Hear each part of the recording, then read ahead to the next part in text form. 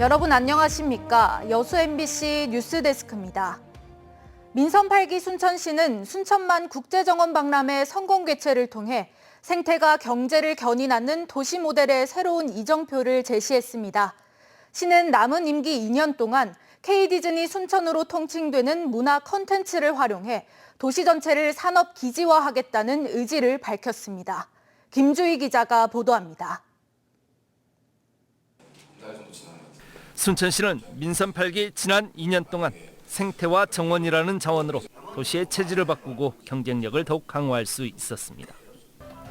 대표적인 결과물이 바로 지난해 전국에서 가장 많은 관광객들이 방문했던 순천만 국제정원 박람회의 성공 개최입니다. 이와 함께 한화 에어로스페이스, 롯데케미컬 등 11개 글로벌 기업들의 1조 2천억 원 규모 투자 유치도 미래 산업의 새로운 성장 엔진이 된 것으로 평가됩니다. 순천시는 민선 8기 남은 2년 동안 K디즈니 순천으로 통칭되는 애니메이션과 웹툰 등 문화산업 육성을 통해 도시 전체를 문화산업 기지화한다는 전략입니다. 최근 산업통상자원부의 기회발전 특구지정, 순천대 글로컬 30지정, 문화 콘텐츠 앵커 기업들의 순천 이전 등은 순천시의 새로운 미래 전략 산업 추진을 위한 마중물이 될 것으로 기대하고 있습니다. 이와 함께 지방 소멸을 막기 위해 인접 도시들과 함께 상생의 전략도 공유할 방침입니다. 주저하거나 머뭇거릴 시간이 없습니다. 우리가 지금까지 확인한 경쟁력과 성과를 바탕으로 어떤 외부 변화가 있더라도 이겨낼 수 있도록 인접, 여수, 광양 등 도시들과 우리의 성과를 공유하고 상생해 나가겠습니다. 순천시는 민선 8기 남은 임기 동안 이견을 가진 지역 현안들에 대해서도 변함없는 강한 추진 의지를 밝혔습니다. 전남도의 의대 추천대학 선정 공모 절차가 권한없는 행정행위이며 순천대를 중심으로 동부권 7개 시군이 순천대 의대 유치를 위해 뜻을 함께할 것이라고 밝혔습니다. 순천 차세대 공공자원화시설 사업과 관련해서도 현재 행정소송이 제기된 만큼 사법적 판단을 통해 합리적으로 풀어가겠다는 강한 추진 의지를 재확인했습니다. 가만히 있으면 아무 소리도 나지 않습니다. 변화와 혁신을 꾀하기에 이해관계가 부딪히는 소리가 들립니다. 지혜롭게 정치력을 잘 발휘해서 원칙을 가지고 풀어내겠습니다. 지난 2년 동안 도시의 체질을 변화시키고 경쟁력을 강화해 대한민국 도시의 표준을 만들었다는 긍정적인 평가를 받고 있는 순천시. 민선 8기 남은 2년 동안 계획대로 생태와 정원이 융복합한 문화 콘텐츠를 통해 세계 도시들과 경쟁할 수 있는 글로벌 문화산업의 메카로 거듭나는 기반을 만들어갈 수 있을지 주목됩니다. MBC 뉴스 김주희입니다. 다음은 광양시입니다. 정인하 광양시장은 신산업 성장과 인구 증가에 기반을 다졌고 권역별 차별화 도시 구상을 실현하고 있다며 취임 2주년의 성과를 평했습니다. 법정 문화도시 탈락에 대한 아쉬움과 의회와의 소통에 대한 기대감도 내비쳤습니다. 최우식 기자가 보도합니다. 취임 2년 만인 최근 민주당에 복당한 정인화 광양시장은 2차 전지 기회발전 특구와 교육발전 특구 1차 시범지역 지정이라는 쾌거를 우선 부각시켰습니다.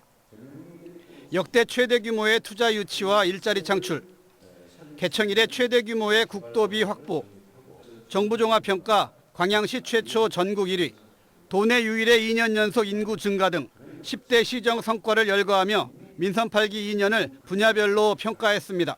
2024년 대한민국 지속가능한 도시 평가 결과 전국 12위가 되고 전라남도 내에서 유일하게 2년 연속 인구가 증가했습니다.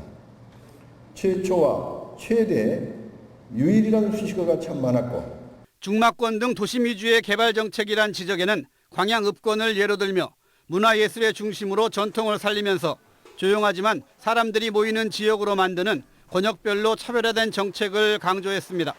특히 법정 문화도시 선정에 탈락한 점은 가장 아쉬운 부분이었다며 실질적인 문화 관광도시를 만들기 위한 노력은 차질 없이 진행하겠다고 말했습니다. 시의회와의 협치와 소통에 대해서도 그동안 안팎의 문제 제기를 의식한 듯 민주당 복당 이후의 변화와 기대를 강조하며 적극적인 협력 의지를 내비쳤습니다. 지역 국회의원과의 협치도 강화하겠지만 이 시의회를 비롯한 도의회와 같은 지방의회와의 협치도 제가 더욱 강화해야 한다는 것입니다. 그동안에 소통이 크게 문제가 있었던 것은 아닙니다. 지난 2년간의 성과를 토대로 산업구조 고도화와 관광문화도시 구현, 생애복지 플랫폼 구축, 탄소 중립 그린 인프라 확충 등 구체적인 향후 시정 방향도 제시했습니다.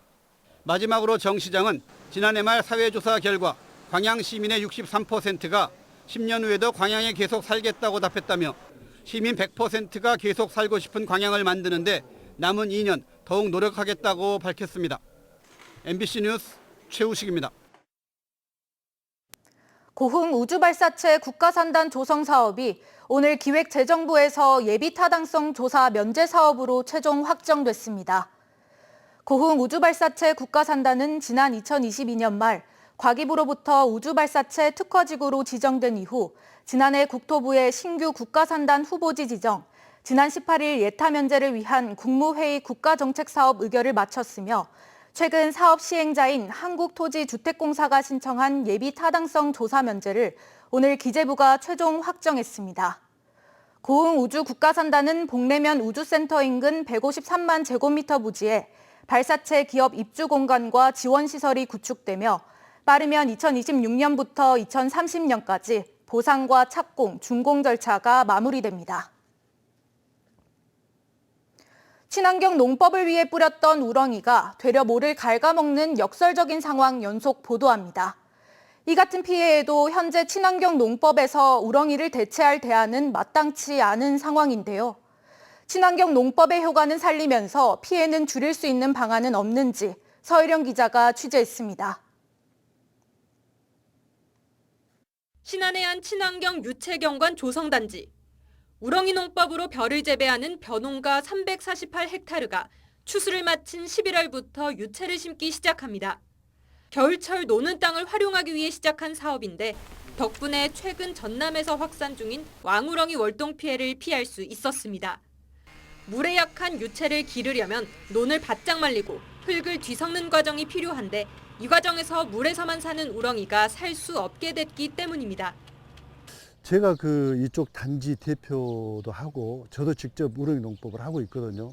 근데 현재 제가 관리하고 있는 데는 그런 피해가 거의 없어요. 근데 저쪽에 고흥과 해남 등 전남 남해안 일대에서는 최근 4년 동안 지속적으로 왕우렁이 월동 피해가 나타났습니다. 추운 겨울이 사라진 탓인데 대표적인 친환경 농법인 왕우렁이 농법에 대안이 없는 만큼 피해를 줄이기 위해서 농법을 제대로 지키는 것이 중요해진 겁니다. 실제 겨울작물 재배는 정부가 권장하는 대표적인 우렁이 관리 요령 중 하나. 더불어 생태계 보존을 위해 매년 초 정부 지침으로도 왕우렁이를 반드시 수거하도록 강조하고 있지만 실제 수거량은 20% 안팎에 그치고 있습니다. 할 수가 없어요. 지금 80세 이상 고령 농민들이 이걸 하기에는 굉장히 벅차요.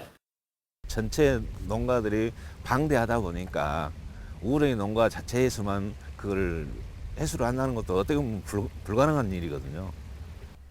온난화가 가속화되는 상황에서 유출된 우렁이가 월동을 통해 3에서 4년간 살아남으면 폭발적인 개체수 증가로도 이어질 수 있다는 우려도 나오는 상황.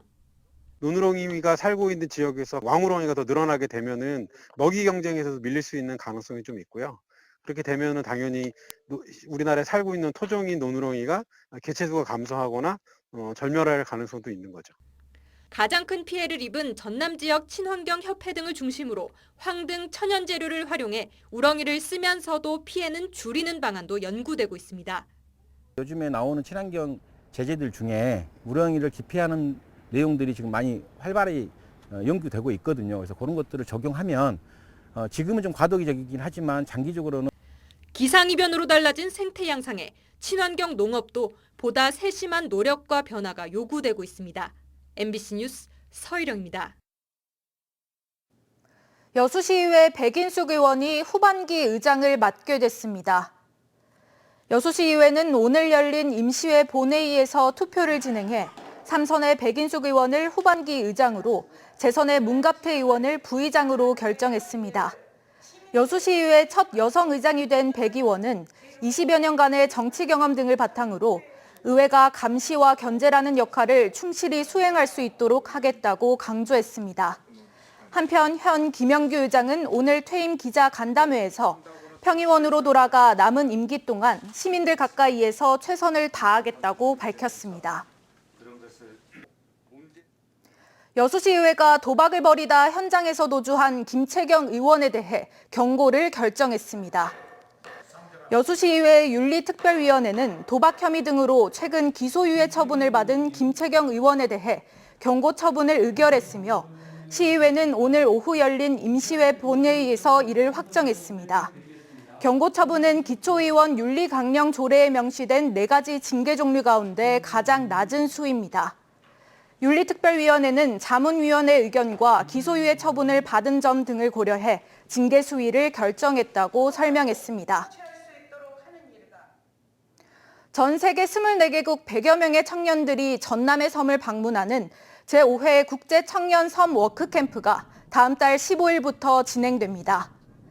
각국의 청년들은 여수 금오도와 안도 등 전남의 4개 시군 12곳의 섬마을에서 생활하면서 마을의 생활 환경을 개선하거나 주민들과 문화를 교류하는 시간을 갖습니다.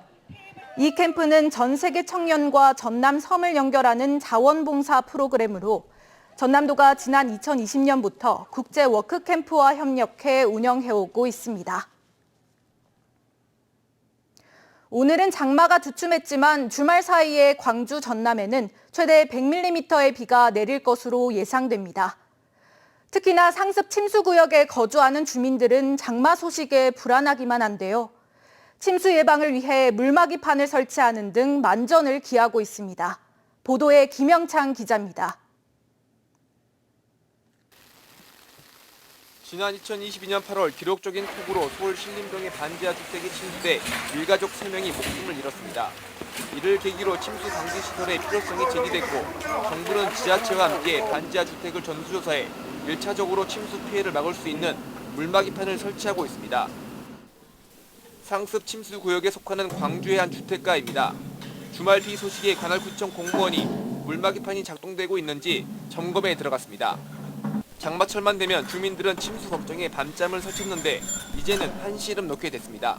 계속 찼어요. 여기까지 찼어요. 길이가 여기 배꼽까지 찼는데 물이 갑자기 쏟아지면 주면 오늘 저런 가서 막아보면 확 안 들어오잖아요. 그러니까 안심은 되죠. 광주시는 지난해부터 올해까지 실제 사람이 거주하는 반지하 주택 13곳을 중점으로 물막이판을 설치하고 있습니다. 대부분 거동이 불편한 고령의 어르신들이 거주하고 있어 장마철 위험에 노출됐기 때문입니다. 또한 침수 위험 구역으로 분류된 지역 내 아파트 지하 주차장 40여 곳에도 물막이판을 설치했습니다. 물막이판의 설치 현황하고 반지하 주택에 위험 요소가 있는지 여부를 지속적으로 저희가 점검을 하고 있습니다. 이번 주말 동안 광주와 전남 지역은 30에서 80mm, 많은 곳은 100mm가 넘는 폭우가 예상됩니다. 주말 고비를 넘기더라도 정체 전선의 영향으로 비는 다음 주까지 이어지겠습니다. 정체 전선이 중부와 남부를 오르내리면서 강약을 반복하고 내렸다 그쳤다를 반복하는 양상을 보이겠습니다. 전문가들은 30에서 80mm의 비가 내리면 저지대 지역은 침수 가능성이 매우 높다며 지자체가 상습 침수 구역을 중점으로 철저히 대비해 줄 것을 당부했습니다. MBC 뉴스 김영창입니다. 장마가 주춤했던 오늘 낮 기온이 30도 안팎으로 오르며 더웠습니다. 일부 지역에는 대기 불안정으로 소나기가 내리기도 했는데요. 내일부터 주말 내내 전남에 30에서 80mm, 많게는 100mm 이상의 많은 장맛비가 예상돼 주의해야겠습니다. 내일 최저 기온은 20도에서 22도, 낮 최고 기온은 24에서 25도로 더위는 주춤하겠습니다. 파도는 남해서부 앞바다에서 최고 2m, 먼바다에서 2.5m로 비교적 높겠습니다.